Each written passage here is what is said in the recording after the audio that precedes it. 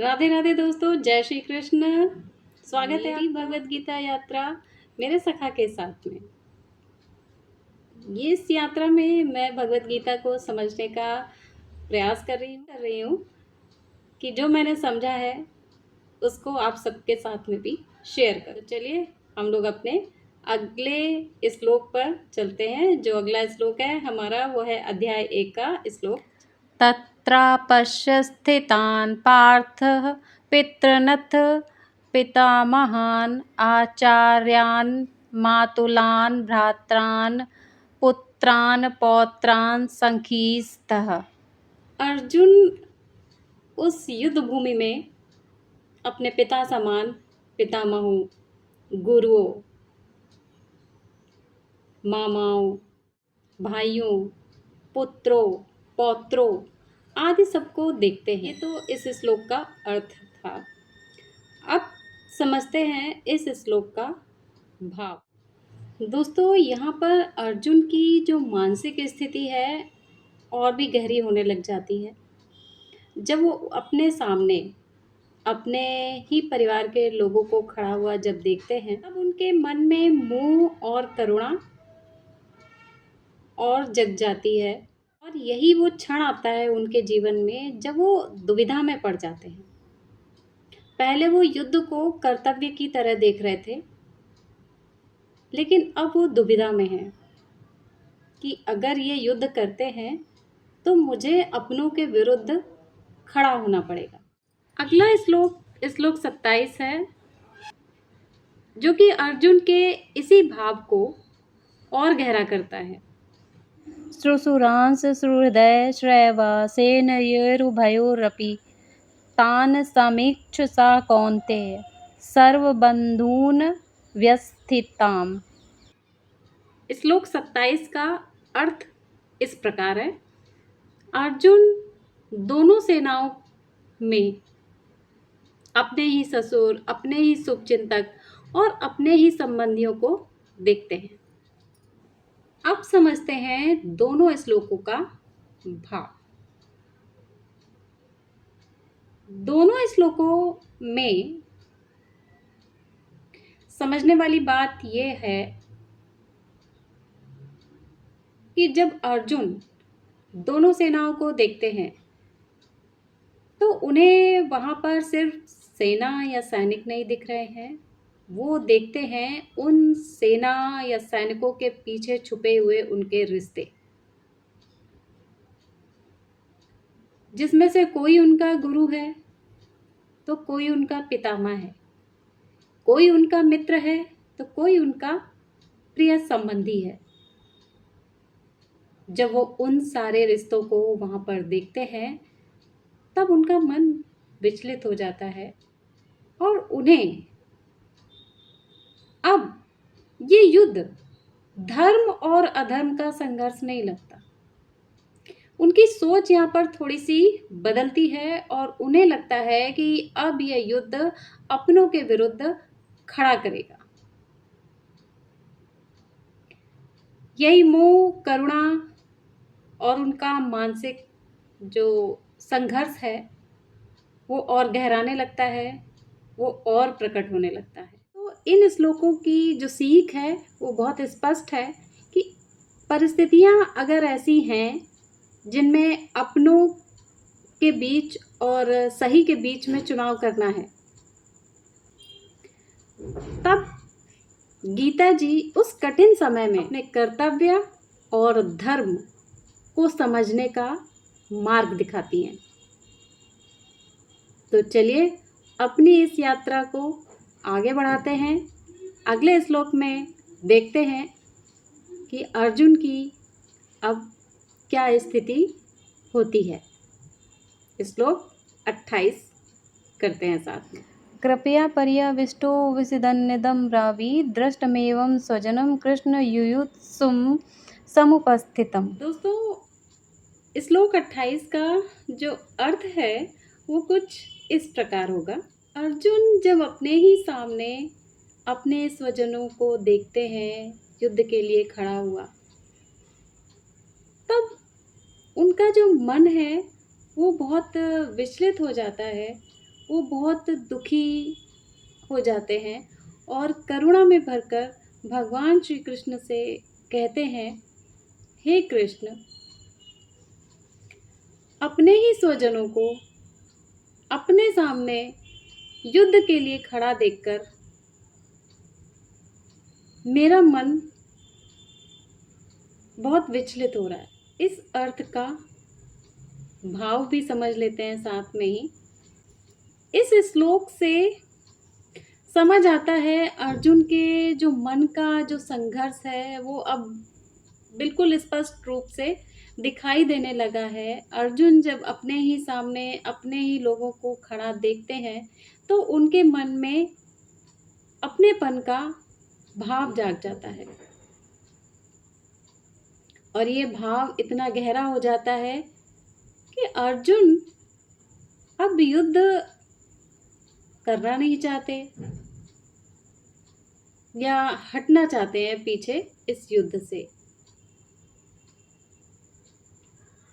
तो इस श्लोक से हमें ये सीख मिलती है कि इंसान चाहे जितना मजबूत क्यों ना हो, अर्जुन एक महान योद्धा है, लेकिन उनके मन में भी भावनाएं इतनी प्रबल हो चुकी हैं कि अब उनको युद्ध जो है वो सही नहीं लग रहा।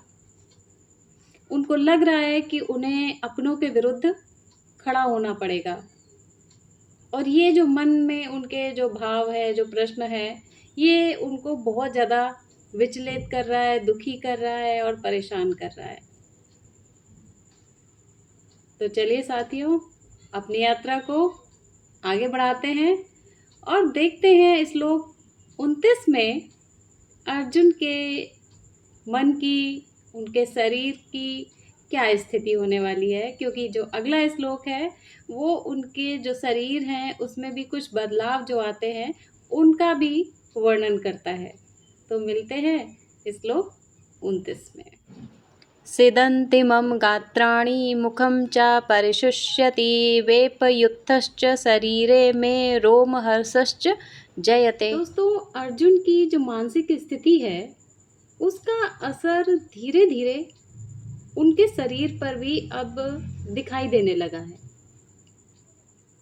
जब वो युद्ध में अपने सामने अपने स्वजनों को देखते हैं, अपने परिजनों को देखते हैं, तब उनका मन बहुत ज़्यादा व्याकुल, परेशान हो जाता है और उसकी वजह से उनका जो शरीर है वो भी प्रतिक्रिया देता है। हम लोग के साथ भी होता है। हम लोग भी जब कभी परेशान होते हैं तो हमारा भी जो शरीर है वो प्रतिक्रिया दे। अर्जुन के साथ भी हो रहा है कि उनका जो शरीर है वो भी प्रतिक्रिया देना शुरू कर देता है, उसका असर भी उन पर पड़ रहा है। एक चीज ध्यान रखने वाली बात एक ये भी है कि अर्जुन एक महान योद्धा हैं और वो किसी से डर भी नहीं रहे हैं। ऐसा नहीं है कि वो कोई डर रहे हैं, उसका इफेक्ट, वो एक महान योद्धा हैं। लेकिन जब वो अपनों को अपने सामने खड़ा देख रहे हैं तब उनका मन बहुत व्याकुल हो रहा है और जब उनका मन व्याकुल हो रहा है तो उनका शरीर प्रतिक्रिया। अर्जुन के सामने वो क्षण है जिसमें उन्हें अपनों और कर्तव्य दोनों में से किसी एक का चुनाव करना है।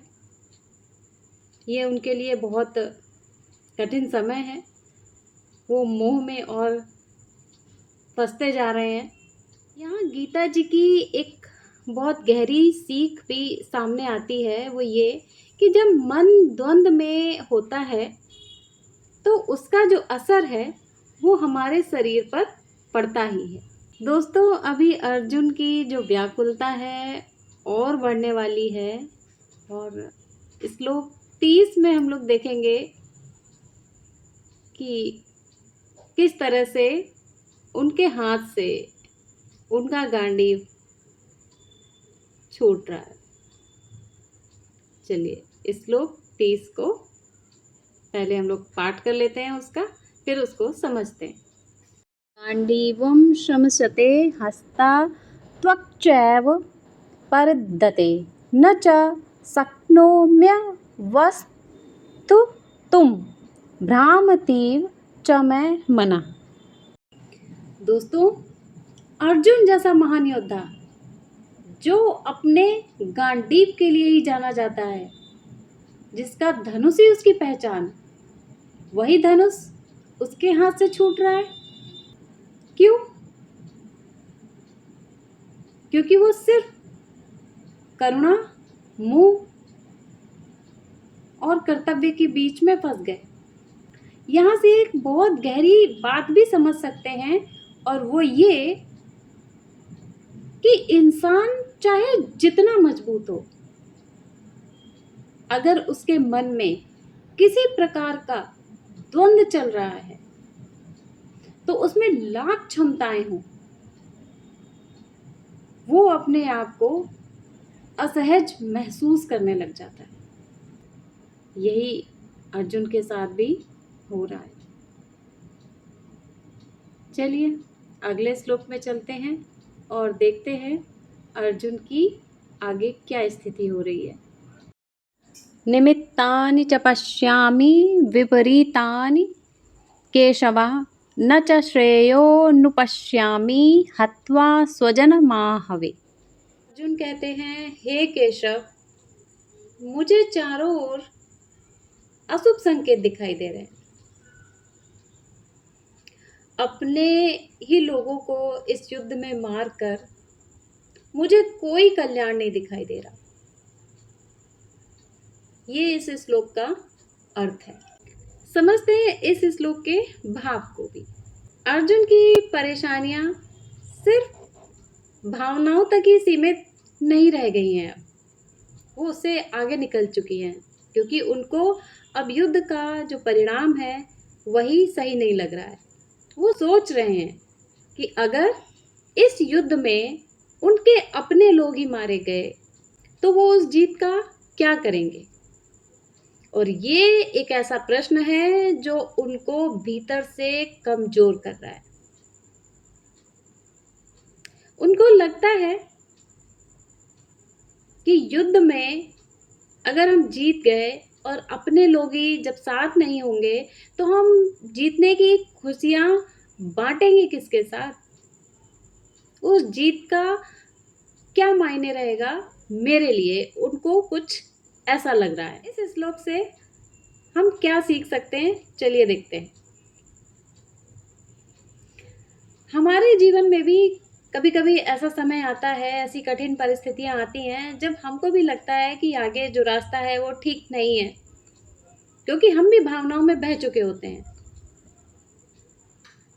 तो उस समय हमारा भी जो है काम ये होगा कि सबसे पहले अपने दिमाग को थोड़ा सा शांत करें। जब मन शांत हो जाए तब परिस्थिति को अच्छे से देखें, समझें और फिर निर्णय करें। अगर जीतने के बाद अपने ही साथ नहीं होंगे तो उस जीत का क्या फायदा, उस जीत का क्या लाभ। अर्जुन के मन का ये सबसे बड़ा प्रश्न ही उनकी सबसे बड़ी उलझन का कारण था। तो साथियों, भगवत गीता जी इस श्लोक के आगे हम लोगों को एक बहुत ही गहरी यात्रा पर ले जाने वाली है, क्योंकि अर्जुन के मन के जो प्रश्न हैं उनके जो उत्तर होंगे वो अर्जुन के लिए ही नहीं, हम लोगों के जीवन के लिए भी बहुत ज़्यादा महत्वपूर्ण होंगे। तो मेरी भगवत यात्रा मेरे सखा के साथ में मैं इस श्लोकों को सिर्फ पढ़ नहीं रही हूँ, सिर्फ उनके अर्थ को नहीं जान रही हूँ, समझने की कोशिश ये कर रही हूँ कैसे उन श्लोकों में जो दिव्य ज्ञान है उसे अपने जीवन में कैसे मैं अप्लाई करूं, कैसे उनका लाभ लूं, जिससे मैं अपने जीवन को और ज़्यादा सुंदर और दिव्य बना सकूं। तो अगर आपको इस यात्रा में मेरे साथ चलना है तो जुड़े रहिए। हम लोग मिलेंगे अगले श्लोक में।